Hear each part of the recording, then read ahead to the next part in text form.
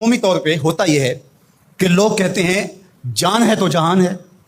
جان اور جہان کا فلسفہ ہم بچپن سے سنتے آئے ہیں. لوگ کہتے ہیں جائیداد چھوڑ دو، فلاں چھوڑ دو، فلاں چھوڑ دو، نظریات پر بھی کمپرومائز کر لیتے ہیں. جب جان نہیں ہے تو پھر باقی کیا؟ جان ہے تو جہان ہے. اس فلسفے کو حسین ابن علی نے بدل کے رکھ دیا کہ جان ہے تو جہان ہے. حسین نے بتایا جان نہیں ہے پھر بھی پوری کائنات تیری ہے.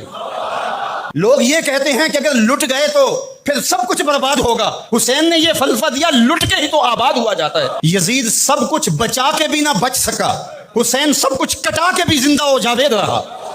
یہ فلسفہ دیا سب کچھ کٹ جائے، سر نیزے کی نوک پہ بھی چڑھ جائے، خاندان کی لاشیں بکھری پڑی ہوں اور گھوڑوں کے ٹاپوں تلے روندی جائیں، کفن بھی کھینچ لیے جائیں، خیموں کو بھی آگ لگا دی جائے، لیکن سر شہیداں پھر بھی نیزوں پہ بلند ہی رہے گا، اونچا ہی رہے گا. یہ فلسفہ حسین ابن علی نے دیا. یہ سر جھکنے کے لیے نہیں ہے، یہ سر اوپر بلند ہونے کے لیے. اور میں ایک بات کہا کرتا ہوں، لوگ سر بچانے کے لیے ہاتھ دے دیتے ہیں، ظالم کے ہاتھوں میں ہاتھ دے دیتے ہیں کہ سر بچ جائے. حسین نے ہاتھ بچانے کے لیے سر دے دیا. ہم نے بچپن سے لے کر کے لڑکپن تک اور لڑکپن سے لے کر آج تک حضرت نبی رحمت صلی اللہ علیہ وآلہ وسلم کا یہ فرمان سنا ہے، من رأى منکم منکرا فلیغیرہ بیدہ فإن لم یستطع فبلسانہ فإن لم یستطع فبقلبہ وذلک اضعف الایمان، او کما قال النبی صلی اللہ علیہ وسلم. تم میں سے اگر کوئی برائی کو دیکھے تو وہ ہاتھ سے روکے، ہاتھ سے نہیں روک سکتا تو زبان سے روکے، اور زبان سے بھی نہیں روک سکتا تو کم از کم دل سے برا جانے. اور یہ سب سے کمزور ترین ایمان کا مرتبہ تھا. جو لوگ کہتے ہیں امام حسین کربلا میں کیوں گئے، میں انہیں کہتا ہوں امام حسین حضور کی گود کے پالے ہوئے تھے، کمزور ایمان والے نہیں تھے کہ دل میں ہی کرتے رہتے اور ظلم کو اور جبر کو اور زیادتی کو اور ناانصافی کو ہاتھ اور زبان سے نہ روکتے. حضرت امام حسین کے خطبے دیکھ لیجئے، قدم قدم پہ خطبے دیے. محمد بن حنفیہ کے نام جو آپ نے وصیت نامہ لکھا تھا، آپ نے فرمایا انی لم اخرج عاشرا ولا بدرا ولا مفسدا ولا ظالما، میں سیر سپاٹے کے لیے نہیں جا رہا اور نہ ہی میں اپنی کسی خواہش کی تکمیل کے لیے جا رہا ہوں. میرے اہداف میں، میری خواہشات کے کسی گوشے میں یہ موجود نہیں ہے کہ میں تخت و تاج حاصل کر لوں گا. انما خرجت لطلب الاصلاح فی امت جدی، میں اپنے دادا کی امت کی اصلاح کے لیے جا رہا ہوں. اريد ان آمر بالمعروف وانہا عن المنکر، میں امر بالمعروف اور نہی عن المنکر کے جذبوں سے مالا مال ہو کے میں اس سفر کو اختیار کر رہا ہوں. جب شریعت کا مذاق اڑایا جا رہا ہے، شریعت کی شکل بدلی جا رہی ہے، خلافت کا رشتہ قرآن سے ٹوٹ گیا ہے اور ایک نئی صورت دین کو دی جا رہی ہے، اور جو اس سانچے میں ڈھل کے دین نکلے گا وہ محمد عربی کا دین نہیں ہوگا. جو طائف کے بازاروں سے لے کے مکے کی گلیوں تک، احد سے لے کر غزوہ حنین تک حضور نے خود اور اپنے اصحاب کو تکلیف میں ڈال کے جو دین دیا، جو امت تشکیل دی، یزید اس سارے نظم کو بدل رہا ہے.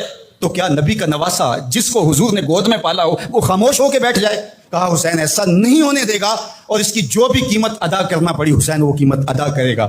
اور پھر اس کی قیمت چھوٹی نہیں تھی جو ادا کرنا پڑی. اگر حضرت امام حسین رضی اللہ تعالیٰ عنہ اس وقت کربلا کے تپتے ہوئے ریگزار میں، اس میدان حق و باطل میں اپنی قربانی پیش کر کے جبر کا راستہ نہ روکتے تو یہ بات اچھی طرح سے ذہن نشین کر لیجئے، اسلام کی یہ شکل جو آپ کو دکھائی دے رہی ہے یہ موجود ہی نہ ہوتی. دنیا کے اوپر کتنی تہذیبیں، کتنی ملتیں اور کتنی اقوام، جب ان کے اندر تغیر آیا تو وہ اپنی اصل صورت کی چیزیں کھو بیٹھی. دنیا کے اوپر کتنے مذاہب، یہودیت کی شکل دیکھ لیجئے، کیا یہ وہی صورت ہے جو حضرت موسیٰ لے کر آئے؟ عیسائیت کی شکل دیکھ لیجئے، کیا یہ وہی صورت ہے جو حضرت عیسیٰ لے کر کے آئے؟ ابھی کچھ دن ہی نہیں گزرے تھے تو حواریوں کے بعد جو ہوا اور جس طرح سے دین عیسیٰ کا حلیہ بگاڑ کے رکھ دیا گیا، جس طرح موسوی دین کی شکل تبدیل کر کے رکھ دی گئی، تو کیا دین محمدی کی شکل باقی رہ جاتی جب یوں دین کی صورت اور شکل کو بدلنے والے میدان میں آپ موجود ہوئے تھے؟ لیکن باقی ادیان، باقی تہذیبیں، باقی ملل، باقی قومیں، ان کی شکل اس لیے تبدیل ہو گئی کہ اس شکل کو بچانے والا کوئی حسین وہاں نہیں تھا. اور یہاں اس دین کی اصل صورت اور شکل اس لیے موجود رہی کہ اس دین کو بچانے والا حسین ابن علی موجود تھا. مسٹر گوکھلے نے کہا تھا کہ اگر حسین ابن علی رضی اللہ تعالی عنہ نہ کھڑے ہوتے تو اسلام یا تو مٹ ہی جاتا، اور اگر موجود رہتا تو اس کی وہ شکل نہ ہوتی جو محمد بن عبداللہ لے کر آئے تھے. اس کی شکل وہ ہوتی جو یزید پیش کر کے جاتا. لیکن حسین ابن علی کی قربانی، ان کی نہضت کی وجہ سے، ان کے قیام کی وجہ سے، ان کے کھڑا ہو جانے کی وجہ سے 14 صدیاں گزرنے کے بعد آج بھی وہی اسلام ہے جو آمنہ کا لال دے کے گیا تھا. یہ حسین ابن علی کا کام ہے جو حسین نے کیا. اس لیے حضور نے ناز کیا حسین پر، کہا کہ حسین منی و انا من حسین، حسین مجھ سے ہے اور میں حسین سے ہوں.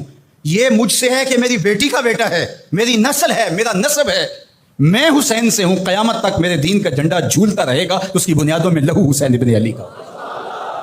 حضرت امام حسین رضی اللہ تعالیٰ عنہ نے ایک بات کہی تھی جب بیعت کا آپ سے مطالبہ کیا گیا، تو آپ نے یہ نہیں کہا کہ میں یزید کی بیعت نہیں کرتا، بلکہ آپ کا جملہ تاریخ ساز ہے، بڑے لوگوں کا کلام بھی بڑا ہوتا ہے اور حکمت کے نور سے بھرا ہوا ہوتا ہے، قیامت تک ایک نصب العین دینا تھا۔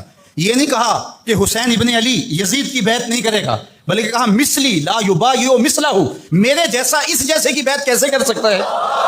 تو یہ قیامت تک کے لیے لاہ عمل دے دیا کہ جو حسین کے نقشے قدم چلنے والا ہوگا وہ وقت کے یزید کے ہاتھ میں ہاتھ نہیں دے سکتا، چاہے گردن کٹ جائے، بازو کٹ جائے، خاندان لٹ جائے۔ یہ حسین ابن علی کا پیغام ہے۔